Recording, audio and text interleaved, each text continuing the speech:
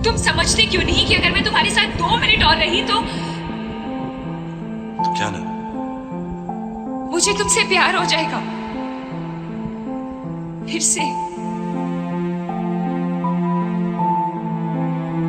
और तुम्हें नहीं होगा फिर से। क्या होगी कहानी? फैमिली की दुश्मनी पड़ेगी प्यार पर भारी। कैसे मिलेंगे मैडी और रीना? हेलो गाइस, आप देख रहे बॉलीवुड स्टूडियोज और मैं हूं अंकिता। रहना है तेरे दिल में 2001 में बनी हिंदी भाषा की प्रेम कहानी फिल्म है। इसका लेखन और निर्देशन कार्य गौतम मेनन द्वारा किया गया है और इन मुख्य भूमिकाओं में माधवन, दिया मिर्जा और सैफ अली खान है। यह एक लोकप्रिय तमिल फिल्म मिन्नेल की रीमेक है।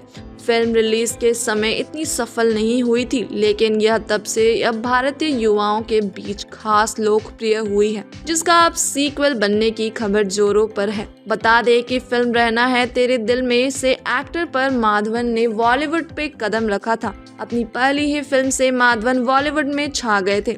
उनकी और दिया मिर्जा की जोड़ी हिट साबित हुई थी। इस फिल्म के बाद से दोनों हर जगह छा गए थे। आज भी ये फिल्म लोगों की फेवरेट लिस्ट में बनी हुई है।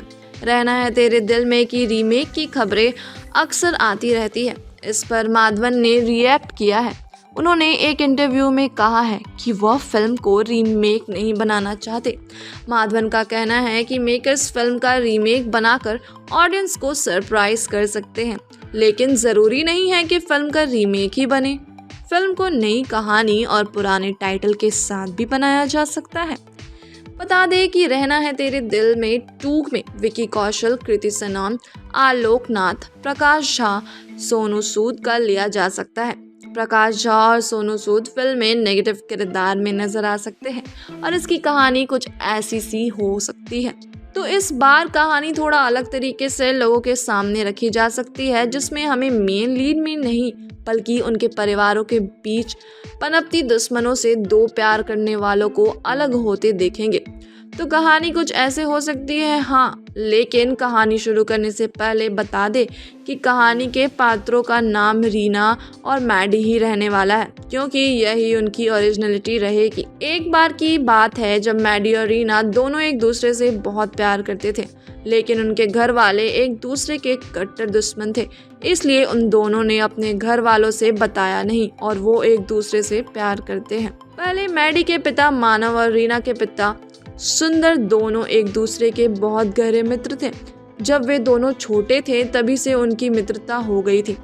जब वो बड़े हुए तब तक उनकी दोस्ती बहुत गहरी हो गई थी। वो दोनों साथ में ही रहते थे, साथ में खाते और साथ में घूमते थे। लेकिन एक बार एक लड़की की वजह से दोनों के दोस्ती में दरार पड़ जाती है और दोनों एक दूसरे से नफरत करने लग जाते हैं। कुछ समय बाद दोनों की शादी हो जाती है और मानव के घर एक पुत्र और सुंदर के घर एक लड़की का जन्म होता है। धीरे धीरे दोनों बच्चे बड़े होते हैं और दोनों एक ही स्कूल और एक ही क्लास में होते हैं।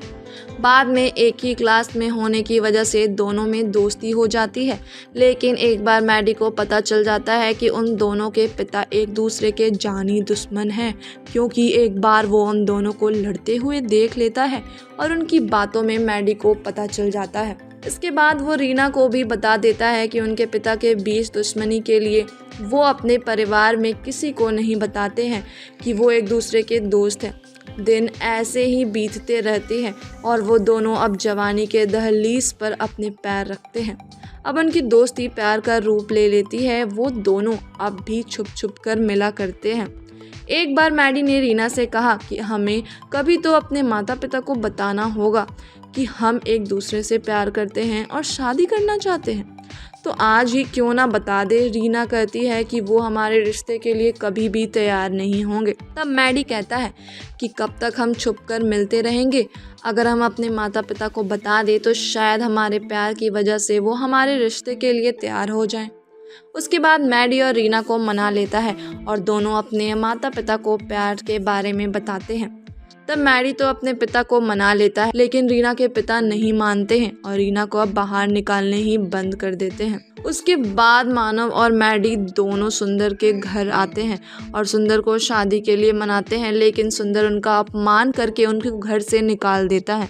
अगले दिन मैडी फिर से उनके घर जाता है, लेकिन सुंदर उसको फिर से निकाल देता है। इस तरह से कई दिन चलता है कि एक बार जब सुंदर घर पर नहीं होगा तो सागर रीना के पास आता है और दोनों वहां से भागने की प्लान बनाते हैं।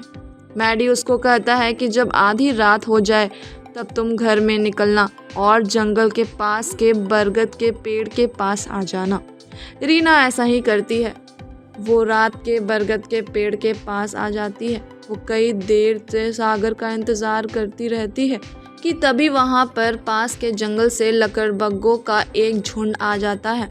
उसके देखकर रीना वहाँ से भाग जाती है, लेकिन झाड़ियों में फंसकर उसकी ओढ़नी वहीं रह जाती है और वो एक गुफा में छुप जाती है। वो लकड़बग्घे उस ओढ़नी का फाड़ देता है और वो वापस जंगल की ओर चले जाती है। तब मैडी वहाँ पर आता है और देखता है कि प्रीत अभी तक नहीं आई। मैडी रीना को इधर उधर ढूंढता है, लेकिन वो नहीं मिलती। कुछ दूरी पर उसके रीना को ओढ़नी दिखती है। वो सोचता है कि किसी जंगली जानवर ने रीना को मार दिया है। वो कहता है कि जब रीना इस संसार में नहीं है तो मैं भी अब जी कर क्या करूँगा, और वो भी मरने के लिए पहाड़ी पर चल जाता है। अब रीना की गुफा से बाहर आती है। वो देखती है कि मैडी ऊपर पहाड़ियों पर जा रहा है।